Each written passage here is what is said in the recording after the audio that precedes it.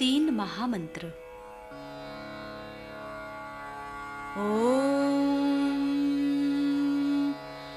त्वमेव साक्षात् श्री महालक्ष्मी महासरस्वती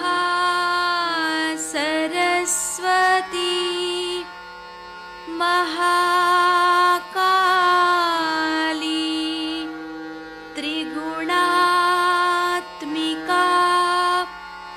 कुंडलिनी साक्षात् श्री आदिशक्ति माताजी श्री निर्मला देव्यै नमो नमः। ॐ त्वमेव साक्षात् श्री कल्की साक्षात् श्री आदिशक्ति माताजी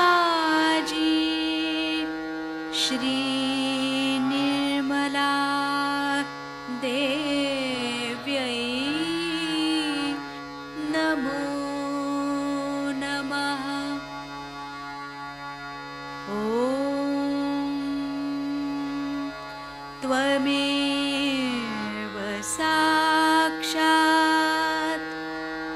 श्री कल्की साक्षात् श्री सहस्रार स्वामिनी मोक्षप्रदायिनी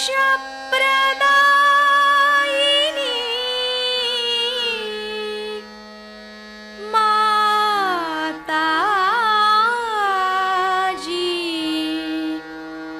श्री निर्मला देव्यै नमो नमः। श्री गणेश मंत्र। ओम त्वमेव साक्षात् श्री गणेश साक्षात् श्री आदिशक्ति माताजी श्री निर्मला देव्यै नमो नमः। जय श्री माता जी। दोनों हाथ माँ के सामने हृदय में श्री माता जी की छवि को नमन करेंगे। संपूर्ण चित्त बीचों बीच हृदय में माँ की छवि को अपने हृदय में स्थिर करते हुए परम पूजनीय श्री माता जी कृपा करके हम सभी के हृदय को अपने प्रेम के योग्य बनाइए। श्री माता जी हम सभी आपसे बहुत प्रेम करते हैं, हम सभी के हृदय में आइए। हृदय में माँ को देखते हुए, श्री माता जी को देखते हुए, श्री माता जी हमारे इस हृदय को और भी पवित्र बनाइए श्री माता जी, ताकि आप यहाँ आ सकें।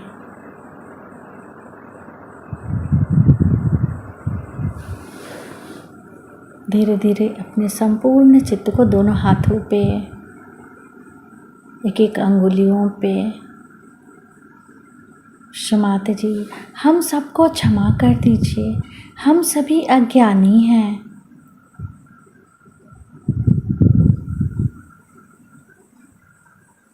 धीरे धीरे अपने संपूर्ण चित्त को लेफ्ट नाभि पर क्षमाते से प्रार्थना। क्षमाते जी, आपकी परम कृपा में हम शांत हैं, संतुष्ट हैं और उदार भी हैं। बाएं नाभि पर पूरा चित्त स्थिर करते हुए क्षमाते जी, हमारे बाएं नाभि में श्री गृहलक्ष्मी तत्व जागृत कीजिए। मंत्र ओम त्वमेव साक्षात श्री गृहलक्ष्मी साक्षात श्री आदि शक्ति माता जी श्री निर्मला देव्यै नमो नमः। क्षमाते जी, आपकी परम कृपा में हम शांत हैं, संतुष्ट हैं और उदार भी हैं। कृपा करके हमारे बाएं नाभि में अपना संपूर्ण चित्त आशीर्वादित कीजिए।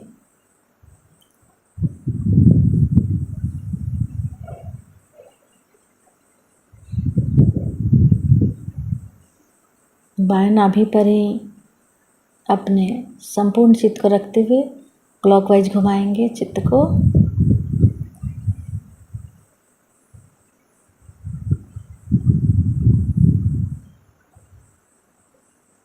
क्षमाता जी, आप ही तो श्री गृहलक्ष्मी भी हैं। कृपा करके हमारे बाएं नाभि में जागृत हो जाइए। धीरे धीरे अपने संपूर्ण चित्त राइट हार्ट पे, फिर लेफ्ट गुसुद्धि,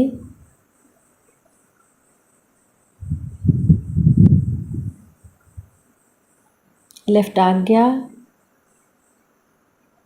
सहस्त्रार। सहस्त्रार पर माँ से प्रार्थना। क्षमाते जी, हम आपकी अमृतवाणी को सुन सके ऐसी कृपा कीजिए। कृष्ण शिव का स्वरूप हमारे हृदय में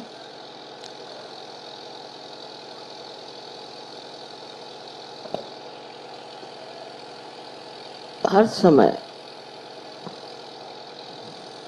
आत्म स्वरूप बन के स्थित है। ये मैं नहीं कहूंगी कि प्रकाशित है। जब कुंडलिनी का जागरण होता है तो ये शिव का स्वरूप प्रकाशित होता है और वो प्रकाशित होता है हमारे नसों में। चैतन्य के लिए कहा मेदे स्थित है। प्रथम इसका प्रकाश हमारे मस्तिष्क में, ब्रेन में पहली मर्तबा हमारा हृदय का और हमारे मस्तिष्क का या ब्रेन का योग घटित होता है। नहीं तो सर्वसाधारण तरह से मनुष्य की बुद्धि एक तरफ और उसका मन दूसरी तरफ दौड़ता है।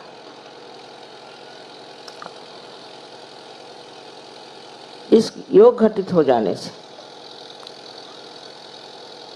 जो प्रकाश हमारे अंदर आत्मा से प्रकटित होता है वो चैतन्य स्वरूप बन के हमारे हाथों से और तालू से प्रवाहित होता है। ये तो आप लोग सब कुछ जानते हैं, पर आगे की बात समझने की यह है कि जब ये प्रकाश हमारे अंदर आता है तो धीरे धीरे हम देखते हैं हमारी जिंदगी बदलने लगती। हमारे अंदर का क्रोध और अनेक जो हमारे शत्रुपी हैं वो खत्म होने लग जाएगा। धीरे धीरे सब चीजें गिरती जाती हैं और मन में श्रद्धा प्रस्थापित होती है। श्रद्धा में जाग बुद्धि जागृत होती है, किसी भी चीज का महत्व नहीं रह जाता। अब शंकर जी की जो हमने एक आकृति देखी है, एक अवधूत पहुंचे हुए एक बहुत कोई अवलिया हो, उस तरह के होते। उनको किसी चीज की सुध बुध नहीं, बाल बिखरे हुए हैं, जटाजूट बने हुए हैं, कुछ नहीं तो बदन में कौन से कपड़े पहने, क्या करें, इसका कोई विचार नहीं। ये सब काम उन्होंने नारायण को, विष्णु को दे दिया। वे स्वयं मुक्त व्याघ्र का चर्म पहन करके घूमते हैं और इनकी सवारी भी नंदी की है, जो किसी तरह से पकड़ में नहीं आ सकता।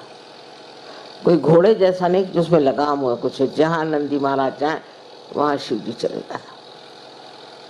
उनको किसी चीज में कभी भी ये ख्याल नहीं आता कि लोग क्या कहेंगे, दूसरों का क्या विचार होगा। हम अगर ऐसे कपड़े पहन के और नंदी पे बैठ करके इधर उधर भटके तो लोग हमें क्या कहा, क्योंकि वो अपने ही अंदर समाये हुए हैं, अपने ही खुशियों में बैठे हुए हैं। उनको कोई भी संसार से ये मतलब नहीं है कि दुनिया हमें क्या कहेगी, लोक लाज क्या होती है। ये तो इनके विवाह में भी आपने वर्णन सुना होगा कि जब ये विवाह करने आए तो श्री विष्णु ने जब देखा तो उन्होंने सोचा ये क्या दूल्हा मेरे बहन के लिए आया है बेकार का, कैसी मेरी बहन शादी करे। लेकिन पार्वती जी जानती थी कि उनके योग्य यही पति जो एक मस्त मौला आदमी, किसी चीज की उनको कदर नहीं। सब चीजों से जब आदमी ऊपर उठ जाता है तो उसके लिए सब चीज एक किंचित पदार्थ हो जाते, उसका ध्यान इस ओर नहीं जाता। ये शिव जी का जो अवतार हम लोग देखते हैं बहुत हमें प्यारा लगता है, मोहक लगता है, और सब लोग सोचते हैं कि शिव जी का सारा ही काम। तो श्री फ्रॉइड साहब अंधे तो थे ही और खुद भी दिमाग के कुछ अजीब उल्टे आदमी थे मेरे ख्याल से। उनके बारे में तो क्या क्या गंदी बातें लोग बताते हैं। उन्होंने पकड़ लिया एक इसको और इसी पे काम किया, और वो कहने लगे कि जो कुछ भी आप इस तरह से किसी को मना करते हैं कि ये नहीं करो, वो नहीं करो, ऐसा नहीं करो, वैसा नहीं करो, उसे कंडीशनिंग हो जाता, उससे आदमी जो है फ्री नहीं रहता। पर उन्होंने ये नहीं सोचा कि अगर किसी आदमी को किसी चीज को मना नहीं करो तो दूसरी नाड़ी उसकी बलवती हो जाएगी। पहली नाड़ी से सुपर ईगो हमारे अंदर बनता है। पहली जो नाड़ी है ईड़ा नाड़ी, उससे सुपर ईगो बनता है कंडीशनिंग से। और जो दूसरी नाड़ी है ईगो की, जो नाड़ी है जो कि राइट हैंड साइड की है, उससे ईगो बनता है। यानी आप अब सरकारी नौकर हो गए साहब तो आप किसी से ठीक मुंह बात ही नहीं करते। कुछ लोग मिनिस्टर साहब से मिलने गए तो वहाँ एक साहब बहुत उछल कूद कर रहे थे, बेचारे देहाती लोगों को समझ नहीं आया। तो उन्होंने पूछा कि भाई बात क्या है? पहले तुमको पता नहीं मैं पिए हूँ? पहले भाई पहले ही बता देती क्या पी कर आए, हम क्या बात से बात करते। तो ये चढ़ता है ईगो। ये इनकी समझ में नहीं आया फ्रॉइड साहब के कि लेफ्ट साइड को आप जब काटेंगे तो दूसरी साइड चढ़ जाएगी और ईगो खोपड़ी पे चढ़ जाएगा, सुपर ईगो पे। ईगो और सुपर ईगो इस तरह से हमारे सर में है। अब ईगो सुपर ईगो थोड़ा समझा दें, क्योंकि आप लोग कोई मानस शास्त्र के नहीं, भगवान की कृपा से। मानस शास्त्र में भी इसे माना गया है ईगो और सुपर ईगो को, जिस तरह से कि समझ लो एक छोटा बच्चा माँ से अपने दूध पी रहा, आनंद में बैठा है, आनंद में है। उसके बाद माँ ने उसको उठाया, दूसरी तरफ ले जाना चाहे तो उसका ईगो जागृत हो गया कि ऐसा क्यों किया। तो माँ ने डांटा कि नहीं बेटे ऐसे नहीं करो, तो उसका सुपर ईगो जागृत हो गया। इस तरह से हमारे अंदर ईगो और सुपर ईगो के जैसे बलून जैसी चीज हमारे सर में इस तरह से इकट्ठी हो जाती। ईगो की सामने से लेकर के यहाँ तक और सुपर ईगो की पीछे से इस तरह से। अब ये दोनों जब जम जाती हैं यहाँ पर आकर ठीक से, तभी हमारा सर का जो फॉन्टेनेल बोन का हिस्सा है ये बिल्कुल कैल्सिफाइड हो जाता है, बिल्कुल पक्का हो जाता है, तालू भर जाती। तब हो गया, तब आप हो गए, आप हो गए, आप हो गए, सब छूट गया, सब अलग हो गए, सबके अपने अपने शेल बन गए। जैसे अंडे के शेल बन जाते हैं ऐसे इंसान के भी शेल बन जाते हैं। वो इसलिए बनाए जाते हैं कि उसके अंदर इंसान पूरी तरह से अपनी स्वतंत्रता को पहचाने, उसका ठीक से उपयोग करे। उसको उपयोग करने के बाद वो समझे कि कौन सी चीज ठीक है और कौन सी बुरी। बहरहाल आदमी पे पूरी तरह से छोड़ा हुआ नहीं। बड़े बड़े संतों ने संसार में अवतार लिए और आपको समझाया कि ये धर्म है, ये नहीं करो, ये करो। वो क्या सब पागल थे? हम लोगों ने तो उनकी जाति अलग बना के उनको किनारे बिठा दिया, सवेरे से शाम उनको नमस्कार करना, काम खत्म। अपने जीवन में उनकी बात सुनना हमारे लिए व्यर्थ है। आखिर उन्होंने क्यों कहा था?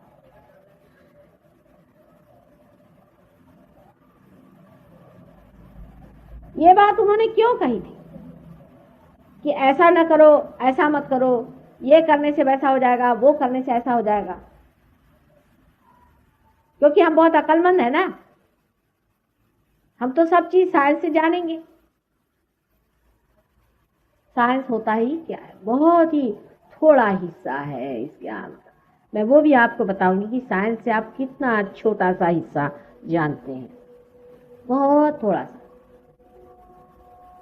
पिंगला नाड़ी से जो 5 तत्व आपके अंदर गुजरते हैं, उस सिर्फ पंच महाभूतों को आप उनके बारे में जानते मात्र हैं कि जैसे कि पृथ्वी के अंदर में ग्रेविटी है, पर क्यों है, कैसे है? एक सवाल आप पूछे कि हम अमीबा से इंसान क्यों बने, क्या वजह है? अगर हम इसको बना रहे हैं तो इंसान पूछेगा कि आप इसे क्यों बना रहे हैं, आखिर इसका कोई अर्थ होगा। परमात्मा ने क्यों बनाया हमको? आज एक बायोलॉजी के आए थे, वो कहले मुझे भगवान पे विश्वास नहीं। मैंने कहा आप तो, मुझे आश्चर्य होता है कि बायोलॉजी वाले को विश्वास नहीं तो फिर हो गया। बाकी तो जड़ तत्व से काम करते हैं। कम से कम जो आदमी बायोलॉजी में है उसको तो सोचना चाहिए कि कितने खूबसूरती से मनुष्य को बनाया भगवान ने, और इतने छोटे टाइम में बनाया है कि बड़े बड़े बायोलॉजिस्ट हैरान है कि लॉ ऑफ चांस से तो आदमी बन ही नहीं सकता था, ज्यादा से ज्यादा एक अमीबा बन जाता।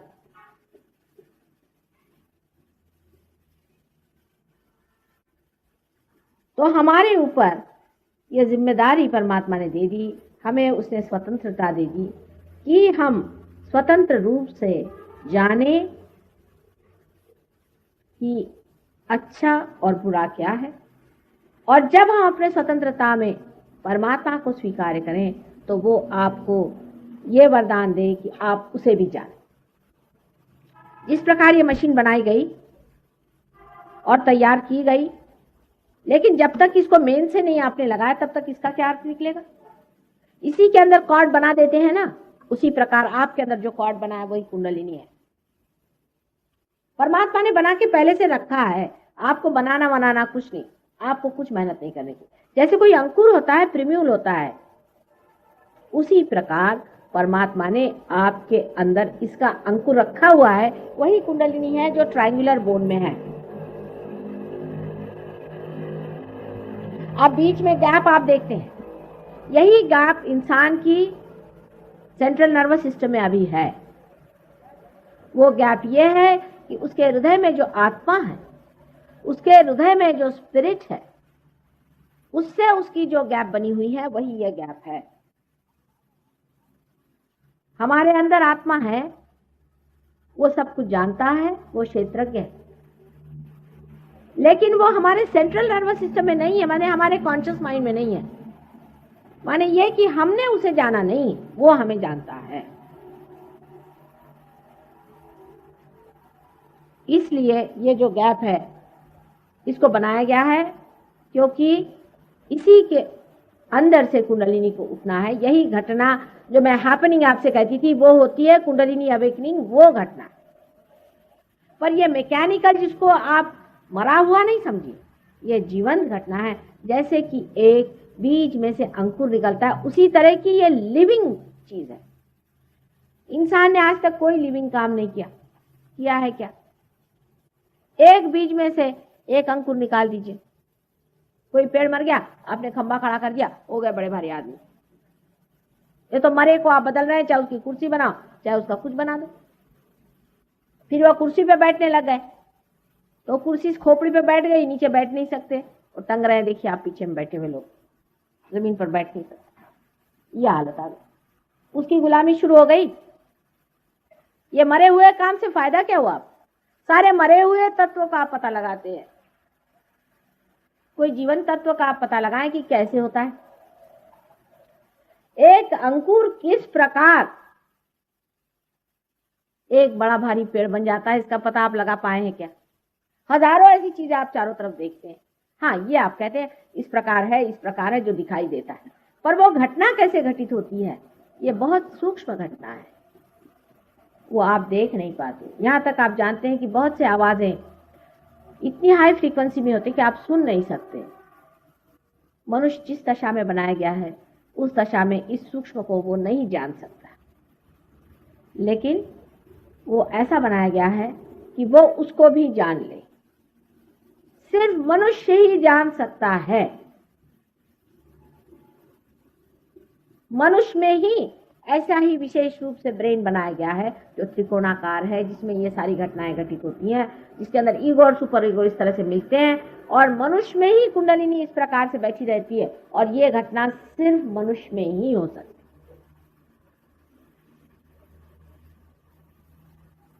अब आप सोचिए कि सारी सृष्टि बनाई गई, उसमें पृथ्वी विशेष रूप से बनाई गई, उसमें वनस्पति बनाई गई, और उसके बाद आपको बनाया गया, और आपको विशेष रूप से बनाया गया,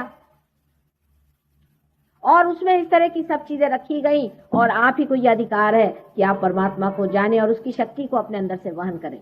यही आपका लक्ष्य है, यही आपका फुलफिलमेंट है। जब तक आपके अंदर से परमात्मा की शक्ति वहन नहीं होगी तब तक आपका कोई अर्थ नहीं निकलता, आपका कोई मतलब नहीं बनता, और सारे सृष्टि का भी कोई मतलब नहीं बनता। ये हैपनिंग होना है, और आज जो हो रहा है ये भी हिस्टोरिकल चीज। सबका संसार में आना भी स्टेप बाय स्टेप सबका जरूरी। उसके बारे में कल बताऊंगी कि कैसे हर बड़े बड़े अवतार, और जिनको हम प्रॉफिट्स कहते हैं, जिनको हम गुरु कहते हैं, किस प्रकार वो इस संसार में आए और उन्होंने क्या क्या हमारे अवेयरनेस में, हमारे चेतना में किस तरह से काम किया, और वो कहाँ हमारे अंदर बसे हुए हैं, वो सब मैं आपको कल बताऊंगा।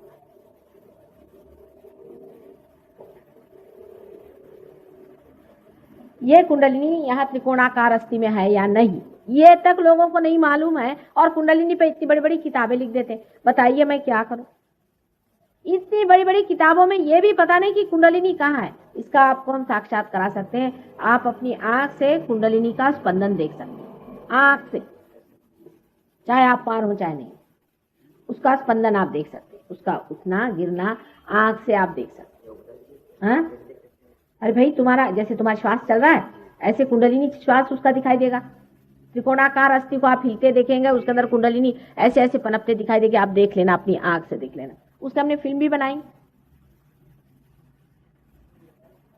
जब कुंडलिनी उठती है तो वो उसका स्पंदन शुरू होता है।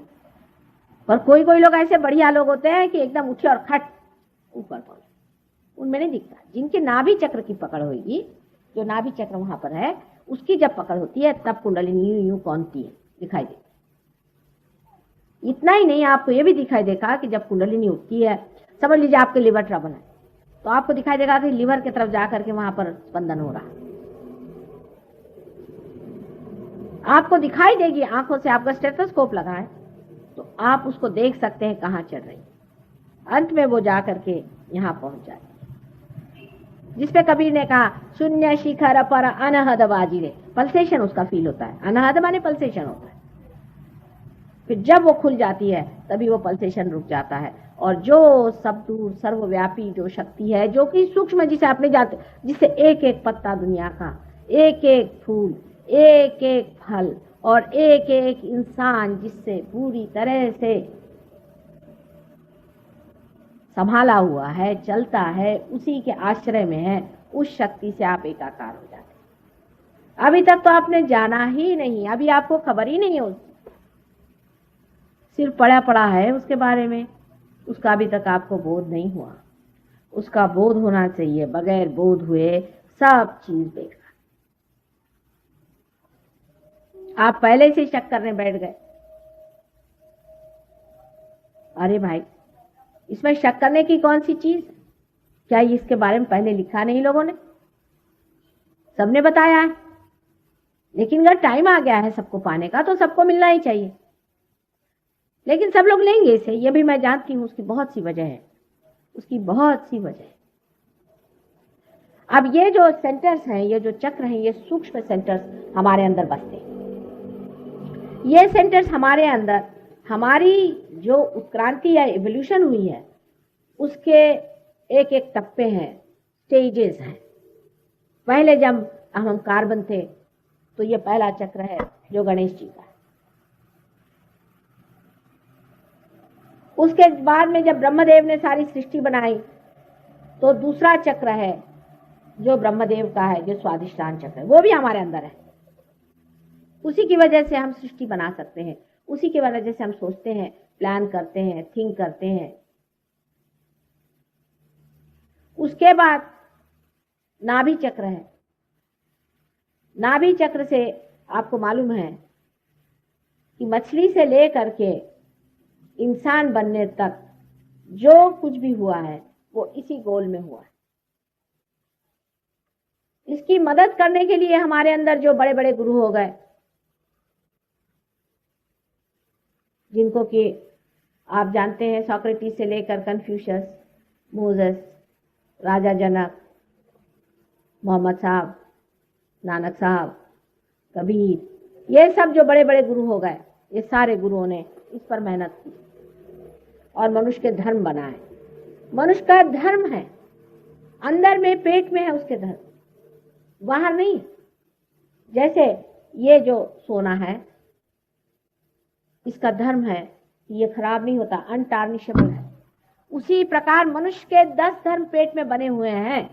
अगर ये 10 धर्म से मनुष्य च्युत हो जाए तो उसकी कुंडलिनी नहीं उगती भाई। इन धर्मों को फिर से ठीक करना पड़ता है, कुंडलिनी को खुद आकर के इनको फीड करना पड़ता है, प्लावित करना पड़ता है, उसके बाद में ही कुंडलिनी उठती, नहीं तो सख्त होता है वहां पर। और ये जो काम है, ये काम कुंडलिनी करती है, आपको कुछ नहीं करना है, एफर्टलेस है। आप पैदा हुए, आपने कौन सा एफर्ट किया है? या बीज में से पेड़ निकला, बीज ने कौन सा एफर्ट किया है? उसने कौन सी किताबें पढ़ी? ऐसे ही जब ये जीवंत क्रिया है तो आपको कौन सा एफर्ट करना है? एफर्टलेस। सहज का मतलब होता है एफर्टलेस, और सहज शब्द से आया है, इसका मतलब है आपके साथ पैदा हुआ। ये योग का अधिकार आपके साथ पैदा हुआ है, क्योंकि आप इंसान हैं। आपका ये जन्म सिद्ध अधिकार है कि आप इस योग को प्राप्त करें, इससे आप परमात्मा को जाने, ये आपका अधिकार है। लेकिन आप खुद ही नहीं चाहते अपने अधिकार को इस्तेमाल करना, उसे परमात्मा क्या करे? अब ये जो सटल सेंटर्स है, सूक्ष्म सेंटर्स, अगर आप इन सेंटर्स को पालें और इनको अगर आप जागरूक कर सकें तो आपकी तंदुरुस्ती वैसे ठीक हो जाए। एक बीमारी है, समझ लीजिए, क्या कहते हैं उसे, मल्टीपल स्क्लेरोसिस कहते हैं। वो डॉक्टर लोग कहते ठीक नहीं होती, हम कहते सहयोग से ठीक हो जाएगी। बिल्कुल ठीक 100% हो सकती। इसमें 3 चक्र हम देखते हैं कि जो खराब है, मूलाधार चक्र, नाभि चक्र और आज्ञा चक्र। ये 3 चक्र अगर हमने ठीक कर दिए तो ठीक हो जाएगा। एक चीज की खोज जब आप बाहर से करते हैं समझ लीजिए एक पेड़ है, उसमें खराबी आ गई, अब बाहर से उसमें आपने कुछ ठीक ठाक किया भी तो कितनी ठीक ठाक हो सकती, पर अगर आप उसके जड़ से ही कोई चीज को ठीक करना जाने तो पेड़ ठीक हो जाएगा। इसी तरह से कैंसर की बीमारी भी आपकी इसलिए होती है कि आप ये जो सिंपैथेटिक नर्वस सिस्टम है इसको बहुत इस्तेमाल करते हैं, या तो इमोशनली करते हैं या बहुत ज्यादा आप और वजह से करते हैं। कभी इरिटेशन भी हो जाता है, कभी इन्फेक्शन हो जाता है, किसी भी वजह से सिंपैथेटिक इमरजेंसी जो होती है वो आप पे बनी रहती है। अगर आपके लाइफ में इमरजेंसी बनी रहे तो जैसे यहाँ इमरजेंसी का हाल हुआ था वैसे इंसान का हो जाता है। उस वक्त में पैरासिम्पैथेटिक जो है हर समय आपका कैंसर ठीक करती रहती है। आपके कैंसर रोज होता ही रहता है, मतलब रोज आप इस्तेमाल करते ही रहते हैं और उसको पैरासिम्पैथेटिक को फीड करती रहती है, बैलेंस करती रहती है, जो बीचों बीच है सुषुम्ना नाड़ी। लेकिन जैसे ही समझ लीजिए लेफ्ट साइड है और राइट साइड है, अब लेफ्ट साइड की सिंपैथेटिक है और राइट साइड की सिंपैथेटिक है, ये दोनों पूरी समय चल रहे हैं इस तरह से। जब ये टूट जाते हैं तो इसके अंदर के जो देवता हैं वो भी सो जाते हैं, फिर मैलिग्नेंसी हो जाती शुरू। एक सेल जो है बहुत बढ़ने लग जाता है, उससे दूसरे को लग गया, वो भी बढ़ने लग गया। उसका संबंध से होता नहीं, पूरे से होता नहीं, पूरे शरीर से नहीं होता है, एक अकेला आर्बिट्ररी बढ़ने लग गया, कैंसर बन गया। अगर हम इस देवता को जागरूक करते कैंसर ठीक होगा। अब देवता है या नहीं, लोग कहेंगे कि देवता में क्या विश्वास करें, देवता है या नहीं। अब ये तो सहयोग के बाद आप खुद ही देख लेंगे कि उनके नाम लेते ही चीजें ठीक होती है, तो देवता है, ये तो सहयोग के बाद होगा। पर मेंटली भी हम समझा सकते हैं, जैसे एड्रेनलिन और एसिटिकोलिन दो केमिकल्स हैं, दो समझ लीजिए बिल्कुल डेड केमिकल्स हैं, लेकिन वो अपने शरीर में अजीब तरह से व्यवहार करते हैं, किसी को समझ ही नहीं आता। कहते हैं कि मोड ऑफ एक्शन इनका हम समझा नहीं सकते। ये मतलब ईमानदार लोग हैं सब, साइंटिस्ट झूठ नहीं है, लेकिन उनके अपने मर्यादाएं हैं, उनके लिमिटेशंस हैं, उसके हिसाब से बता रहे हैं कि हम ये नहीं बता सकते कि कहीं जगह तो वो ऑगमेंट करता है, कहीं रिलैक्स करता है, समझ में नहीं आता। एक ही चीज ये देवता लोग करते हैं। हमारे अंदर अगर कोई फॉरेन मैटर चला जाए तो शरीर से वो फेंकने की कोशिश होती है, पर अगर पेट में अगर फीटस जो बच्चा होता है वो पिंड जब रुक जाए तो फेंका तो नहीं जाता, उसको संभाला जाता है, उसको नर्चर किया जाता है, देखा जाता है, और टाइम आने पर बराबर टाइम भी कैसे उस वक्त उसे फेंक दिया जाता है। ये गणेश जी के काम, ये गणेश जी करते हैं। गणेश जी का तत्व हमारे अंदर ये कार्य करता है। अब डॉक्टर लोग गणेश जी को नहीं मानेंगे, फोटो रखेंगे घर में जरूर, नानक जी का फोटो रहेगा, गणेश जी का रहेगा, सब रहेगा, लेकिन गणेश जी हमारे अंदर बसे हुए यहाँ मूलाधार चक्र पे है, ये नहीं मानने वाले। अब मैं क्या करूं बताइए, आप इनको कैसे सिखाया जाए। अब स्क्लेरोसिस की वो लड़की जो आई थी यहाँ पर, मल्टीपल स्क्लेरोसिस, उससे मैंने सिर्फ कहा तुम गणेश जी का मंत्र बोलो हमारे सामने, उनका ठीक होगा। लेकिन आप कहेंगे तो नहीं होने वाला, क्योंकि आपको अधिकार होना चाहिए गणेश जी को जगाने का, लेकिन अगर आप पार हो जाए तो आपको भी अधिकार आ जाएगा। जब आप दिल्ली के सिटीजन हैं तो आप दिल्ली के जो कुछ भी अधिकार हैं उससे पूरे हैं ना। अगर आप परमात्मा के साम्राज्य के सिटीजन हो जाएंगे तो गणेश जी क्या और हनुमान जी क्या, सब आपके सामने पूरी तरह से हाथ जोड़ के खड़े कि बेटे बोलो क्या करने का तुम्हारा काम, बोलो। अब ये बात सही है या नहीं है, इसको आप पड़ताला करके देखना चाहिए। पहले परमात्मा के साम्राज्य में आ जाओ, ये पहली चीज है। नहीं तो उसके तो आप सिटीजन नहीं है, आप तो गवर्नमेंट ऑफ इंडिया के हैं, उसकी एफिशिएंसी में रहिए। हम तो कह रहे हैं गवर्नमेंट ऑफ गॉड में आप आइए, फिर हम आपको बताते हैं बात, फिर देखिए कि आपके पावर्स कहां से कहां पहुंचते। फिर तो कोई बीमारी आपको छुएगी नहीं, कैंसर आंसर तो छोड़ दीजिए, आप दूसरों के कैंसर ठीक करिएगा।